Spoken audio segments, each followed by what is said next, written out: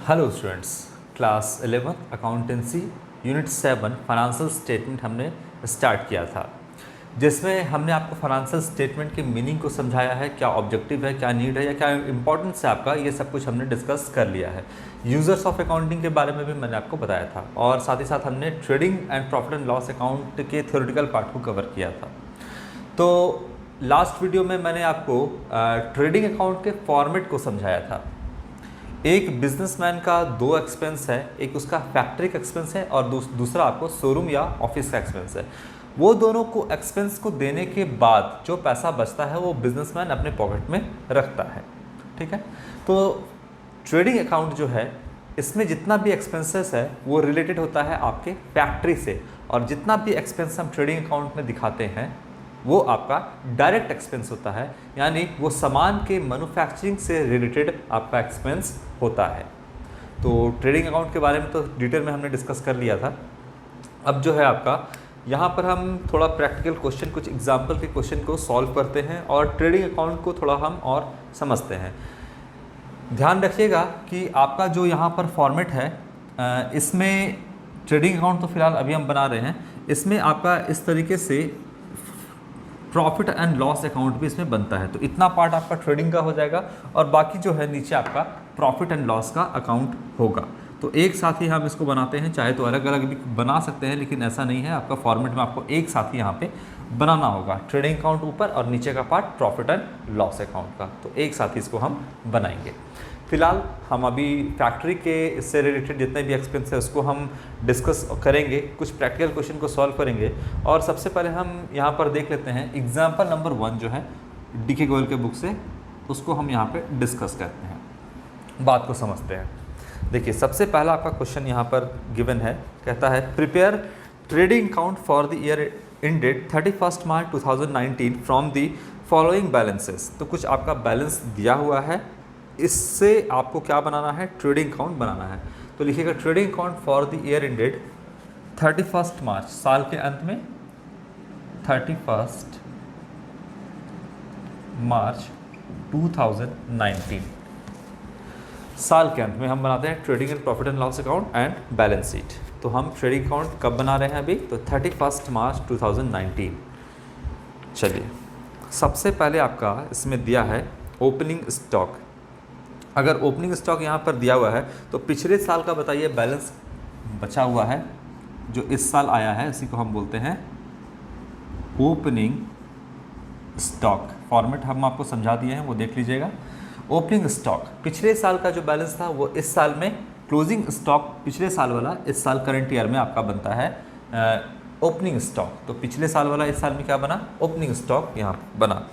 ये है आपका गिवन 2 लाख रुपए का, 2 लाख रुपीज़ का सीधा यहाँ पर कॉलम में लिखिए ओपनिंग स्टॉक 2 लाख रुपए। इसके बाद आपका क्या है वो देखते हैं। अच्छा, ओपनिंग स्टॉक से क्या पता चल रहा है कि ये व्यापार जो है काफ़ी पहले से चल रहा है। अगर कोई नया बिजनेस स्टार्ट करता तो उसमें कोई आपका जो है ओपनिंग स्टॉक नहीं होता, क्योंकि अभी अभी उसने बिजनेस शुरू ही किया है।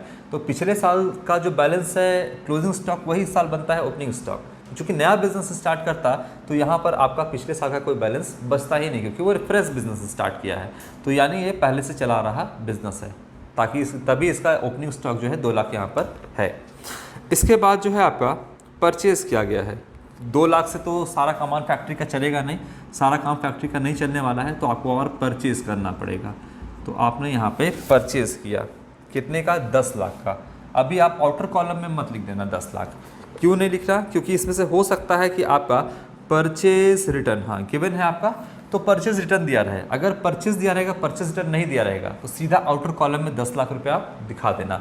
लेकिन अभी परचेज किया है 10 लाख रुपये का, और इसमें से रिटर्न कितना कर दिया है, 60,000 रुपये का रिटर्न कर दिया गया है।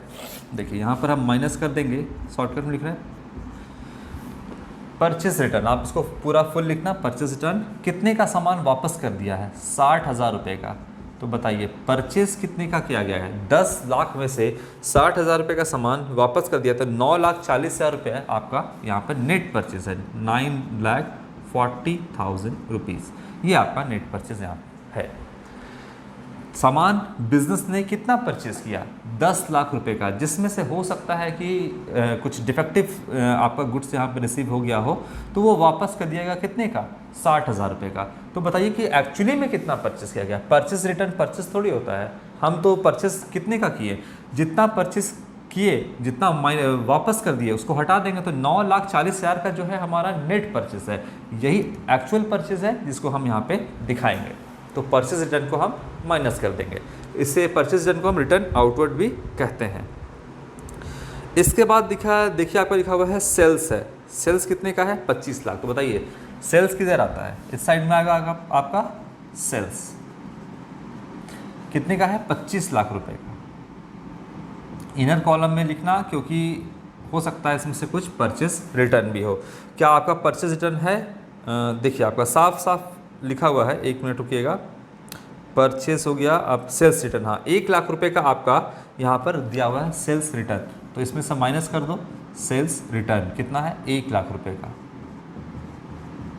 तो बताइए कि कितना सेल किया गया, 24 लाख रुपए का।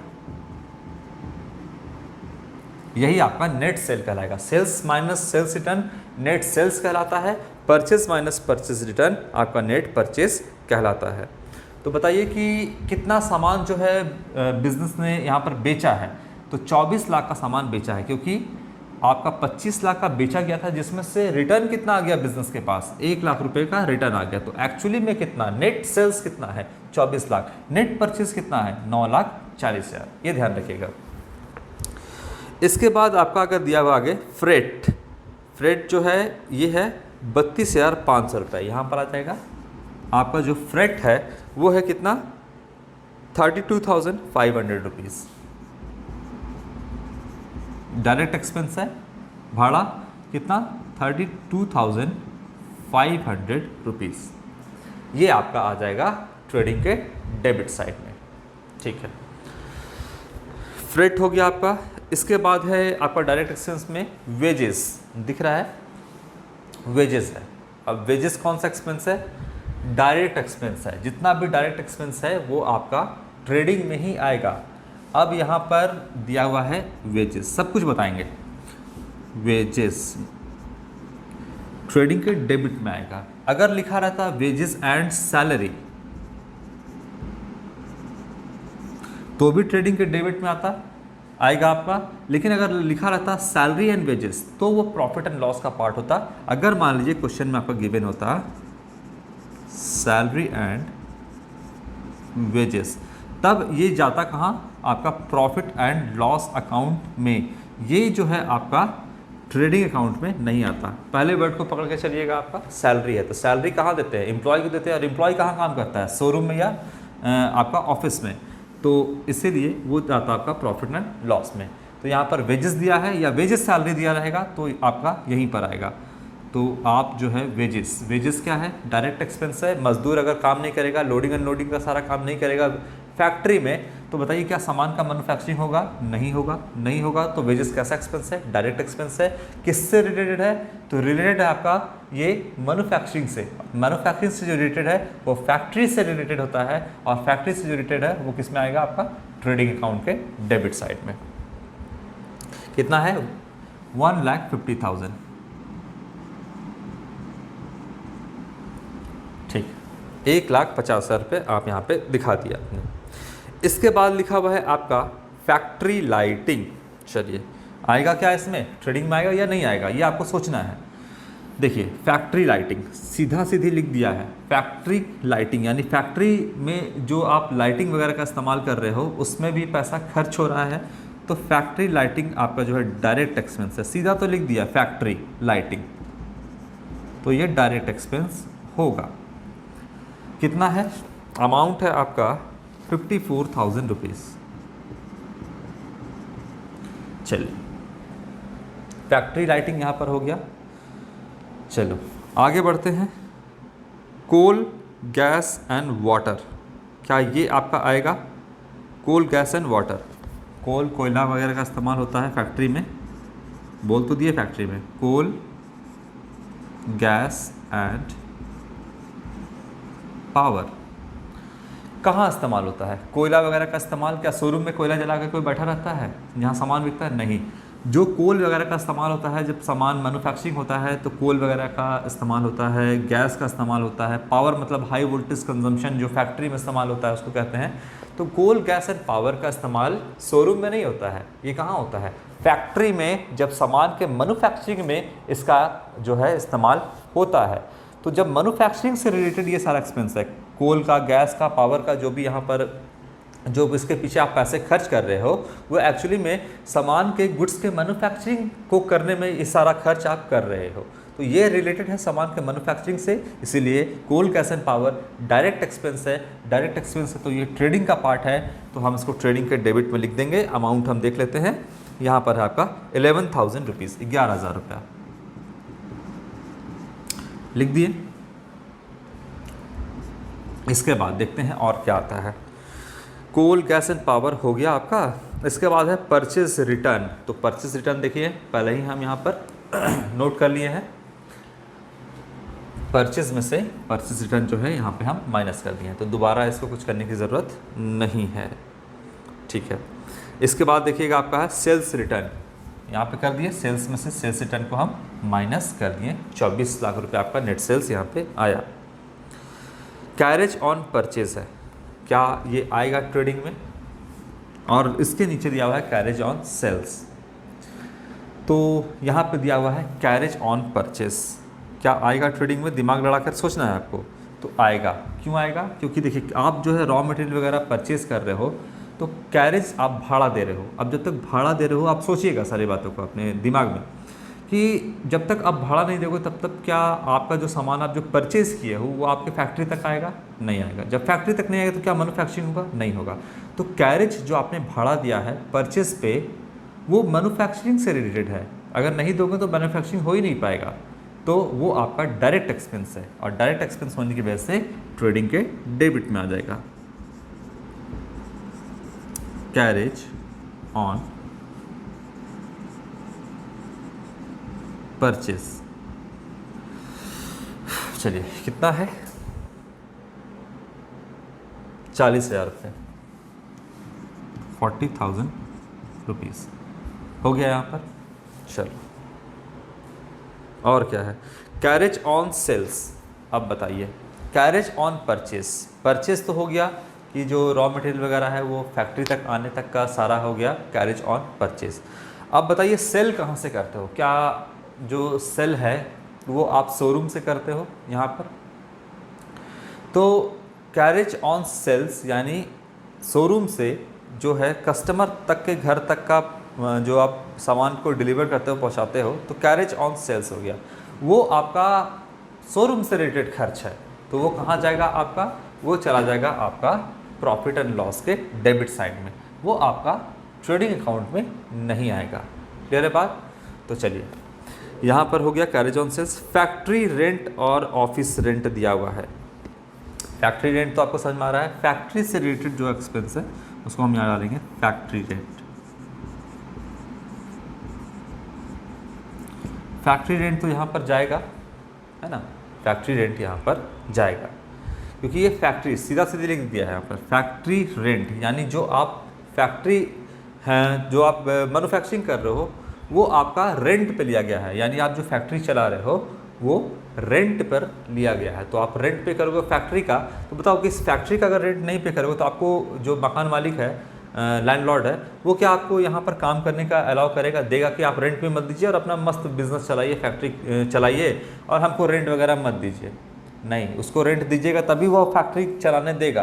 तो फैक्ट्री रेंट जो है वो डायरेक्ट एक्सपेंस है, क्योंकि मैन्युफैक्चरिंग से रिलेटेड है। अगर फैक्ट्री रेंट नहीं दीजिएगा तो आपको सामान मैन्युफैक्चरिंग करने भी नहीं देगा। लैंडलॉर्ड बोलेगा कहीं और खोज लो, फैक्ट्री मेरा जो है खाली कर दो।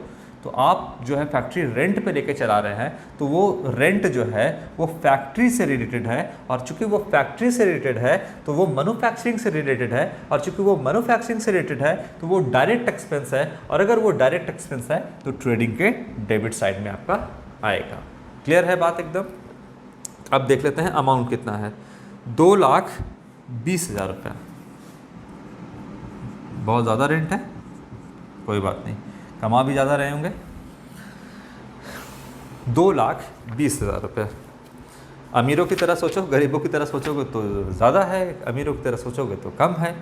है ना।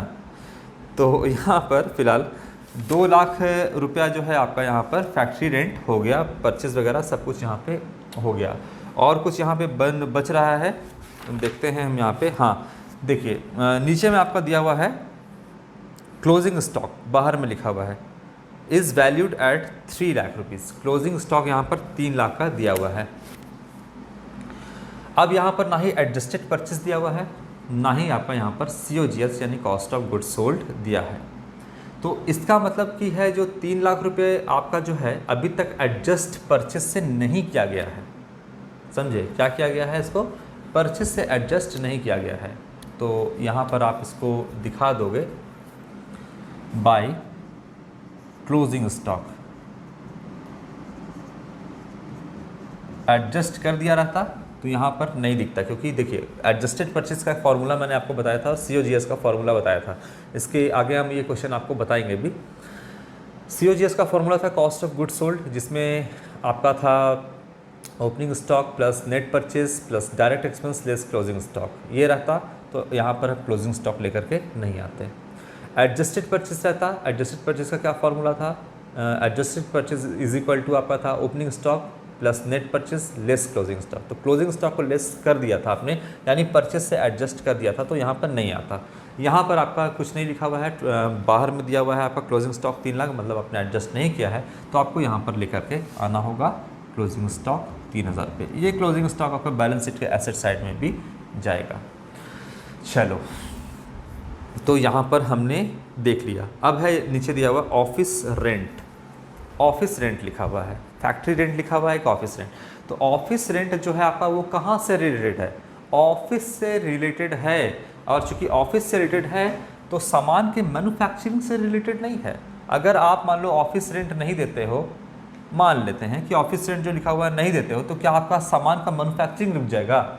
आपने फैक्ट्री रेंट तो दे ही दिया है, तो आपका सामान का मैन्युफैक्चरिंग नहीं रुकेगा, मतलब सामान तो मैन्युफैक्चर हो जाएगा। हाँ, ऑफिस आपको भले ही चलाने नहीं दे सकता है, जहाँ आपका ऑफिस होगा वो आपको चलाने नहीं दे सकता है, बोलेगा खाली करो, ठीक है हो सकता है बाद में दे देगा। तो मान लो कि ऑफिस रेंट नहीं दिया तो वो उससे आपको क्या सामान के मैन्युफैक्चरिंग पे कोई फ़र्क पड़ा? कोई फ़र्क नहीं पड़ा। सामान तो आपका फिर भी बन करके तैयार होगा, मैन्युफैक्चरिंग का तो सारा काम चल ही रहा है। फैक्ट्री का अलग खर्चा है, शोरूम का अलग खर्चा है, ऑफिस का अलग खर्चा है। तो फैक्ट्री का रेंट दे दिया, आपका सामान मैन्युफैक्चरिंग हो जाएगा। तो ऑफिस रेंट जो है वो आपका प्रॉफिट एंड लॉस अकाउंट का पार्ट है, और प्रॉफिट एंड लॉस अकाउंट में जो भी आपका आता है वो इनडायरेक्ट एक्सपेंस होता है, यानी वो एक्सपेंस जो फैक्ट्री से रिलेटेड ना हो वो आपका इनडायरेक्ट एक्सपेंस कहलाता है। तो यहाँ हम डायरेक्ट एक्सपेंस सारा ले लिए हैं। अब हमको करना है कि क्या हमें प्रॉफिट हुआ है, क्या हमें लॉस हुआ है, वो सब कुछ हमको यहाँ पर देखना है। चलिए अब हम इसको बैलेंस करते हैं, देखते हैं कितना आपका आ रहा है। 24 लाख 27 लाख टोटल जब आप इसको करिएगा तो यहाँ पर आपका आ रहा है 27 लाख रुपीस आ गया। अब इधर को आप टोटल करिएगा तो 2 लाख 9 लाख 40,000 32,500 1 लाख 50,000 54,000 11,000 40,000 2 लाख 20,000, इन सब को आप टोटल करिएगा तो ये आपका हो जाएगा एक्सपेंसेस। ठीक है, इसको हम टोटल करके देखते हैं कि टोटल आपका 2 लाख 9 लाख 40,000 टोटल कितना होता है। चलिए तो हम जब यहाँ पर डेबिट साइड में जितना को भी यहाँ पर इसको ऐड किए टोटल एक्सपेंस, तो ये आपका आता है 16,47,500 रुपीज़। कितना आ रहा है, इसको आप टोटल को इधर में एक साथ ऐड करिएगा तो ये आपका आ गया है, यहीं पे लिख देते हैं हम 16,47,500 रुपीज़, ये आपका टोटल यहाँ पे आता है। ठीक है, अब ज़्यादा किधर है, इधर है आपका टोटल, देखिएगा नीचे में लिख दिए हम, यहाँ पे समझाते हैं। 27 लाख रुपीज़ आपका यहाँ पर आया टोटल, और यहाँ पर बताइए एक्सपेंस कितना हो गया, 16,47,500 रुपया।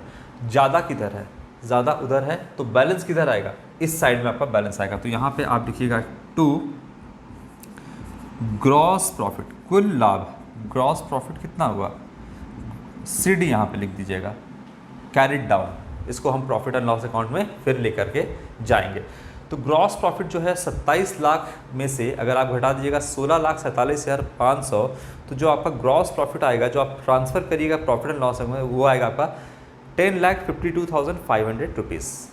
10,52,500 रुपीज़ ये आपका आएगा। तो बताइए इधर भी टोटल कितना हो जाएगा, 27 लाख रुपीज़। और ये जो ग्रॉस प्रॉफिट है, ये अभी ऑनर, ये जो ग्रॉस प्रॉफिट निकल के आया है, ये ऑनर अपने पॉकेट में नहीं रख सकता है अभी।